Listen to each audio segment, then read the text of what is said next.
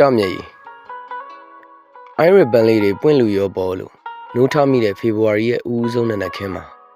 မြို့ရဲ့မြူတွေကြားကတန်ကြက်ကားတွေခေါင်းထိုးထွက်လာတာကိုတွေ့လိုက်ရတယ်။နောက်တော့အမှောင်ရဲ့ငရဲရဲ့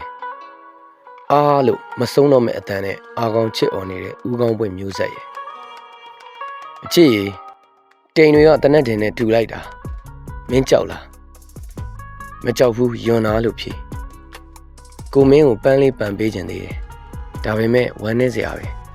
ဒီတိုင်းမြေကဘာပန်းမှပွင့်တော့မှာမဟုတ်ဘူးမင်းရဲ့မျက်ရည်ကလေးတွေမို့နေပါလားငိုကြွေးထားသလားကွယ်အတွင်ရောအပြင်ရောငိုနေတယ်လို့ဖြေငိုပါချုံးပွဲချပြီးငိုပါလေဒီအချိန်ရယ်နေတဲ့မိန်းမတွေထက်ငိုနေတဲ့မိန်းမတွေကပိုလာတယ်လို့ထင်တယ်မင်းမျက်ဝန်းတွေကတိတ်လာတော့ကြမျက်ရည်ကလည်းတိတ်ကိုလာမှာပေါ့ကိုတို့အမိမြေချစ်စရာလေးနော်တေနီးရောင်စုံနဲ့လေမင်းဘာအယောင်နဲ့တေးခြင်းလဲအနီရောင်နဲ့တေးခြင်းတယ်လို့ဖြေကိုလဲ crime sun ဘက်ရင်းနဲ့အနီရောင်နဲ့တေးမယ်ကိုတို့ရက်သိမ့်မကွာပဲတေးကြမယ်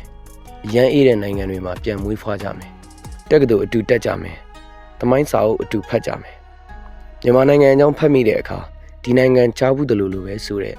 မျက်မှောင်ကျုံတာမျိုးဖြစ်သွားလိမ့်မယ်ကိုတို့နံဘွားရောက်နေပြီလေအရင်ဘွားအကြောင်းတွေပြန်မသိတော့ဘူးလေ